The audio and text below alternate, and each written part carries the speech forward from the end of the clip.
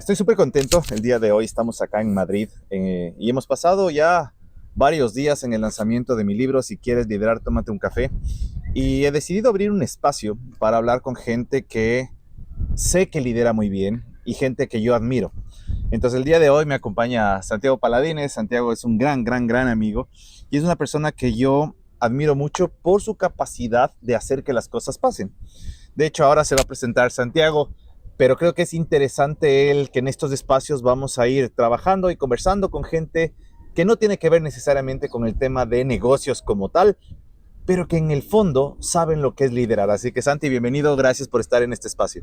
Gracias, Panchito. Un gusto también estar aquí contigo compartiendo a muchos miles de kilómetros de nuestro hogar, Ecuador. Estamos en España. Y un saludo a toda la gente que nos escucha. Feliz, contento Chévere. de estar aquí. Bueno, cuéntanos un poquito, Santi, quién eres y qué haces para luego entrar a temas de liderazgo. Bueno, mi nombre es Santiago Paladines. Soy escritor, director y productor de cine.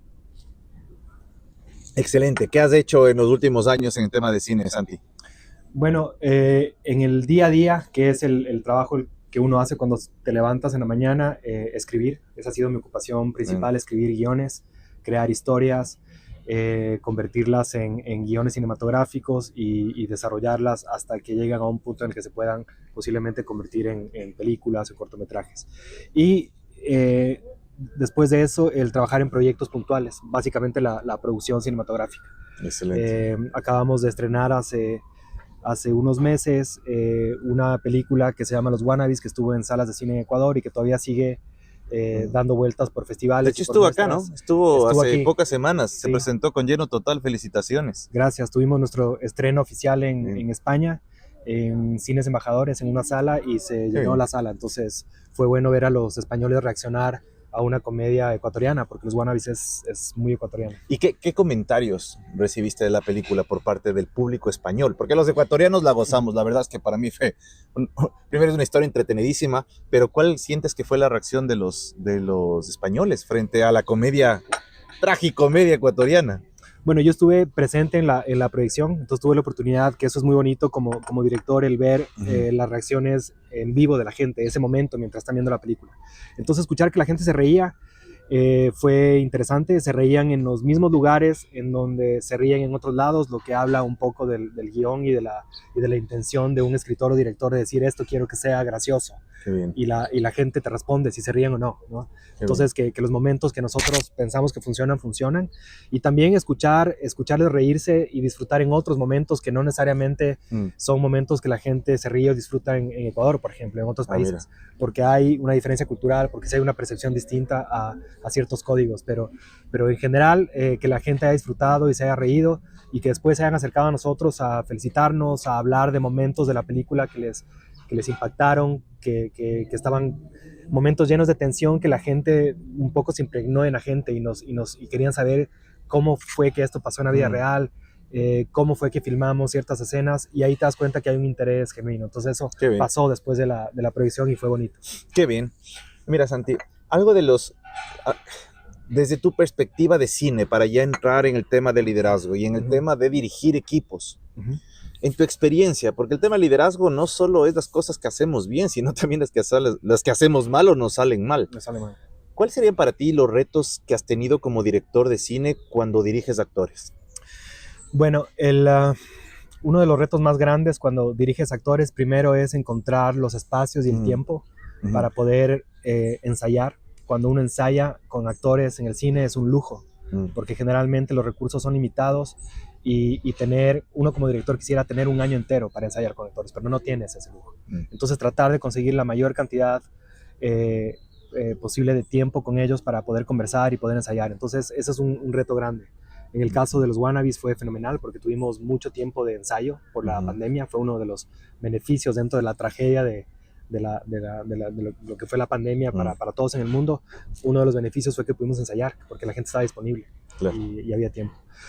Y posiblemente el segundo reto importante es cuando tú diriges actores, lo que haces es creas una burbuja, una especie de mundo ilusorio alrededor de un actor. Tienes que crear una atmósfera muy específica para que el actor pueda ser vulnerable y pueda dejar salir reacciones naturales, porque lo que estás haciendo es tratando de obtener reacciones naturales de una persona en circunstancias totalmente no naturales. Claro. Ese es el gran reto. Entonces, crear esa burbuja cuando estás rodeado de 50 personas, con cámaras, con luces, moviéndose, con tensión, con problemas a veces de recursos, porque tienes que manejar el tiempo, tienes que manejar el dinero. ¿Y cómo haces para dentro de toda esa locura que es hacer cine, crear un espacio que se sienta como estar sentados nosotros aquí? Que se sienta pacífico, que se sienta tranquilo, en donde ellos puedan realmente abrirse y ser vulnerables. Esa creación del espacio es complicada. Me parece bien interesante lo que dices, porque si es que yo hago el símil mucho a lo que hacemos en temas de liderazgo, yo creo que los líderes, me parece interesante el tema de, tal vez puedes tener actores con muchas competencias, pero igual necesitas ensayo. Es lo que nosotros mucho hablamos cuando es el tema de cuando preparamos a gente para hablar en público, por ejemplo. Nosotros decimos, nada suple a la preparación y a la planificación. Entonces creo que por ese lado es interesante. Ahora, al otro lado, el tema de crear esa burbuja, creo que ese es justo lo que al menos yo busco y el libro busca, que es crear estas burbujas como las de ahora, donde puedas conversar mirando a los ojos y puedas aprender, puedas entender desde la vulnerabilidad. Que esa es otra cosa interesante, porque tienes actores que tienen mucho prestigio, tienes actores que de pronto son nuevos, pero tienes que incomodarlos a tal punto que puedan presentarse como el papel que escribiste. Exacto. Entonces eso me parece, ¿cómo logras ese punto de quiebre, o cómo crees que los actores bajo tu dirección llegan a ese punto de quiebre para poder meterse en el personaje que tú escribiste? Bueno, lo que tú dijiste hace un momento, Pancho, es súper importante, la planificación y la preparación. Porque en el cine se dice que uno de los aspectos más importantes de hacer cine es el instinto, el dejar que tu instinto opere y no la lógica. Pero a veces eso se malentiende, porque uno dice, si el instinto es lo que tiene que operar, entonces no practico, no ensayo, no planifico, sino que... O ya soy buenísimo. Exacto, la espontaneidad es todo, porque no quiero que mi visión como actor o como director se vea afectada.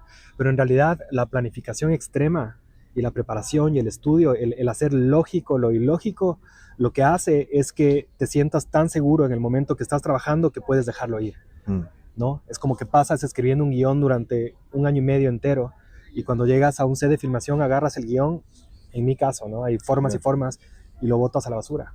Y dices, pero es una locura eso, y toda la preparación, todo el trabajo, eso ya está aquí. Lo que tenía que quedarse dentro de ti ya se quedó. Y cuando llega el momento de reaccionar ante alguna limitación, o llega el momento de un actor, por ejemplo, para poder realmente sentir una emoción, no fingirla. Porque a veces se piensa que la actuación es actuar, entre comillas, fingir emociones, y es lo opuesto. Actuar es no actuar.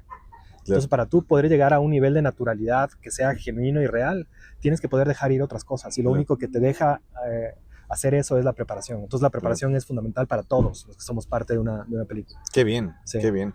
El otro día estaba estoy asesorando a un equipo de fútbol, a una selección nacional, y hablaba con el director técnico de esta selección nacional, y yo veía que hacía mucho trabajo sin balón. Y alguien se le acerca y le dice, profe, ¿por qué hace tanto trabajo sin balón? Y él decía, porque tengo que mecanizar los movimientos hasta que se vuelvan naturales. Exacto. Yo creo que llega un punto también en la actuación y en la dirección donde tienes que lograr una mecanización auténtica y veraz de lo que escribiste. Hay uno de los puntos, Santi, que a mí y te voy a decir, yo te admiro muchísimo. Gracias. Y sí puedo decir que para mí tú eres uno de los mejores contadores de historia que yo he conocido en mi vida. Y creo que para el tema del liderazgo, y de hecho hay un capítulo en este libro que habla sobre el storytelling. Yo creo que los líderes ya estamos en un punto donde la gente ya no nos cree desde la teoría, desde la experiencia, sino desde la historia que podemos contar. ¿Qué recomendaciones podrías dar a las personas que nos están observando, que nos están escuchando, de cómo contar historias? Yo, y aquí esto es una infidencia, cada vez que Santi viene y me cuenta sus guiones, me hace vivir la película completa, porque y lo hace ni siquiera así de una forma, no sé, es tan natural, que eso es lo que yo al menos intento hacer en mis talleres, contar las historias de mi vida y las historias de mis errores y de mis aciertos. Pero cuando hablo contigo es como, wow, ese es el maestro de los maestros en storytelling. ¿Qué recomendaciones podrías dar? Gracias. para contar el tema de las historias. Gracias por escucharme, porque en realidad cuando yo te cuento a ti o a alguien una historia, lo que estoy haciendo es escuchándome a mí mismo. Entonces, que alguien me escuche es un privilegio para mí. Y a veces es aburrido, porque dices, va 1 hora y media y me sigues contando la película, pero espérate un segundo. A mí me pasa contigo lo contrario, es, no, que no se acabe. Vale. Gracias. Entonces, yo creo que lo principal para que una historia, todos nosotros los seres humanos somos storytellers natos, creo yo. O sea, está en nuestro DNA. La historia de la humanidad se ha contado de una forma narrativa, es decir, es una historia. Nuestras memorias son historias. En las cavernas escribían historias o dibujaban historias en las paredes. Entonces, el storytelling es parte de nuestro DNA, como comer y respirar. Pero lo que pasa es que lo más importante cuando uno cuenta una historia es la honestidad, que realmente conecte con algo que genuinamente te interese a ti. Si es que no conecta la historia con algo que a ti como narrador genuinamente te interese, no sé qué es un intangible, porque podrías romper la estructura de la historia y decir, no funciona por esto o por esto, pero en realidad es algo que es mucho más profundo y va más allá. Si es que tú no conectas, la gente no va a conectar. Entonces lo primero es la conexión. Y si te pones a pensar, los niños, por ejemplo, son narradores natos, increíbles. Si tú a un niño le dices, cuéntame una historia, un niño de 5 años te va a contar una historia que si tú lo analizas, posiblemente tiene una estructura perfecta, porque no está pensando en qué historia tengo que contarte, simplemente te la cuenta.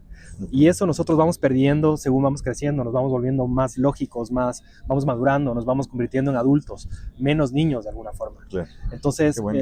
Lo principal en el storytelling es que la razón por la que estás contando la historia sea genuinamente importante para ti y que la emotividad parta de algo honesto.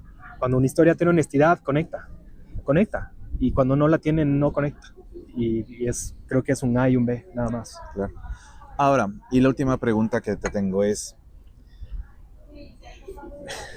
viene el tema de inteligencia artificial, algo lo hemos conversado, pero viene el tema de inteligencia artificial y yo creo que sí es un reto el cómo creas guiones, porque en todas las plataformas de inteligencia artificial tú puedes decir, créame un guión, esta es más o menos la historia, sácame y desarróllame el guión.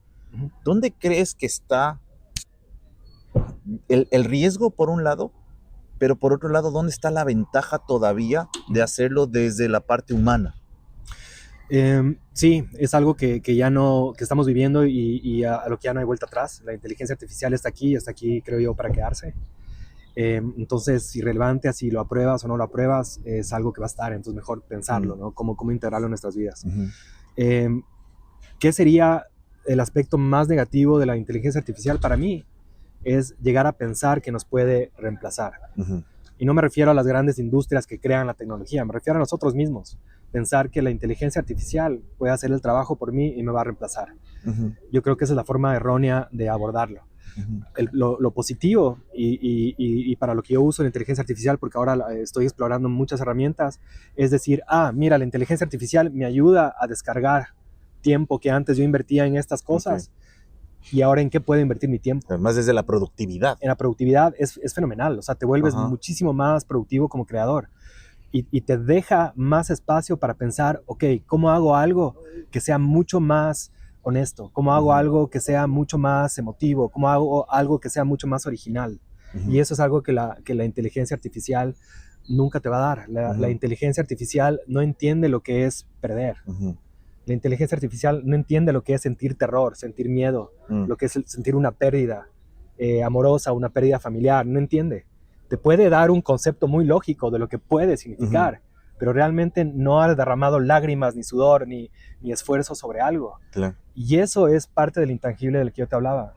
Cuando una historia tiene un nivel de honestidad muy, muy alto, simplemente llega ya a un nivel artístico. Yo creo que ahí está el arte del storytelling, que no se puede reemplazar por la inteligencia artificial. Entonces es una herramienta fenomenal. Yo a mis estudiantes a veces de cine les digo, ahora puedes escribir el guión con inteligencia artificial, y claro, y el formato está perfecto, ya no tiene faltas de ortografía, ya no tiene muchas de las cosas en donde antes invertíamos tiempo. Ahora aparentemente está perfecto. Listo, entonces ya no vamos a preocuparnos de eso, nos vamos a preocupar de hacer algo único. Y ahí es donde va a venir tu verdadero talento y tu verdadera predisposición a ser, en mi caso, un profesional de contar historias. Yeah. ¿No? Te permite subir tu nivel de 0 a 10 con mucha más facilidad que antes. Si quieres que te reemplace, seguramente también te puede reemplazar, ¿no? Y te puede hacer guiones que seguramente alguien puede considerar que están bien y invertir dinero y filmarlos, pero nunca va a reemplazar al ser humano. Excelente, excelente, Santi. La verdad es que para mí me encantaría que esta entrevista sea, y espero tenerte en algún otro momento con más cafés, pero de verdad creo que desde el tema del liderazgo, el aprender a contar historias, el aprender a ser auténtico, el aprender a ser, me gustó mucho el tema de ser real, eso es lo que te va a conectar. Y ahorita el liderazgo tiene que ver mucho con la vulnerabilidad. Ojo, no con la debilidad, sino con la autenticidad. Y creo que cuando uno logra explorar, a veces vamos a pensar de pronto tu propio personaje. ¿Cuál es tu propio personaje? Claro. A mí me pasa muchas veces, y lo he comentado en varias conferencias, que una cosa es el Pancho en un escenario, dando una conferencia, y otro es el Pancho personal. Pero el Pancho líder tiene que ser coherente con ambos personajes, porque si no, no habría credibilidad. Y creo que los líderes ahora es lo más importante y el activo más importante que tenemos de esa credibilidad. Así que gracias, Santi, por este espacio. Seguramente nos volveremos a ver pronto. Y si les gustó este video y este tipo de contenidos, coméntanos y cuéntanos qué tal te pareció esta entrevista con Santiago Paladines. Gracias, Pachito. Adiós.